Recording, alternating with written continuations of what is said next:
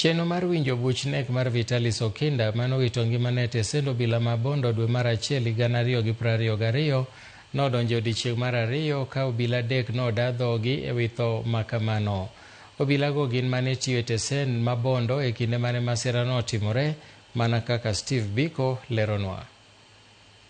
Chieng' mar ariyo mar nono nek makoch mar Vitalis Okinda, jahigni 29 manowito ngimane e tesend obila ma Bondo dwe mar achiel higa 2022. Obila achiel noyoro mar chiwo neno e kinde mar yo mamoko to noyoro e yor mbui. Alikuwa amewekwa tena aanzie hiyo saa 12 asubuhi na apeleke mpaka saa 12 jioni. E nyim jang'ad bura Christabel Maiyo, obila Samuel Oduor nolero ne doho ni mosenindo Vitalis noso e sel ma Bondo e kinde manoriko onge tich. Kane odonje tich kine, noyudo ka nying Vitalis pok oyangi nimar nodagi hulo nyinge e kinde mane irwake e sel. Kaluwore kod osiep mane nitiere kindgi, noyango Vitalis kendo ndiko nyinge. Samuel nolero ne doho ni obila ni kod seche mag tich, kendo seche moko chuno ni nyaka obila yue korito sechege mag tich go. Mimi hata wakati alikuwa usiku, I was not on duty. Alikuwa achukue saa 12. Yes, na alikuwa amelala.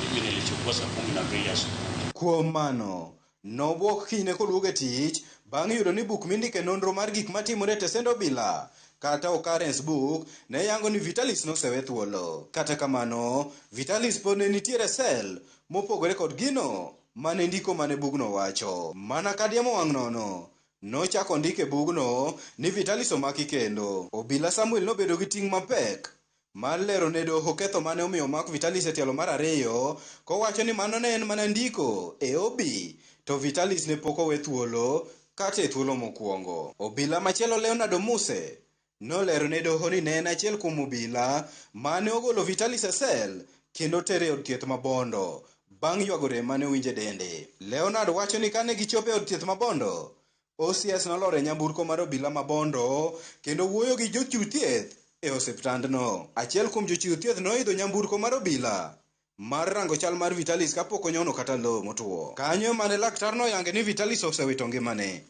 Bang'e to nodok e tesend ma Bondo kendo ndike e obi ni Vitalis owito ngimane.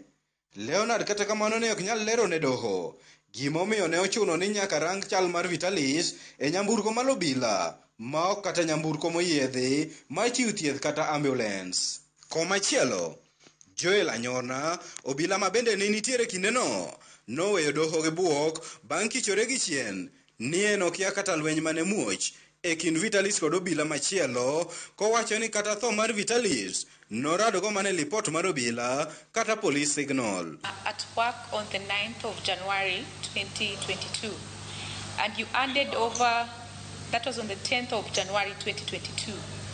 You've told court that you were transferred in 2024 from Bondo Police Station. So what counsel is trying to tell you is that from 10th of January 2022 all the way to last year when you were transferred, did you ever report back to work in Bondo? Yes, sir. Did you ever report to work? No, Your Honor. Bang' joneno go bede tago maliet odiochieng' ma kawuono, chenro mar winjo buch nek Vitalis Okinda koro chwal nyime nyaka tarik 13 kod 14 dwe mar 10 ka anyuola mare ni kod geno ni gikone to gibiro yudo ratechgi. Steve Biko, Ramogi TV, Siaya. Nyakora mogi kawuono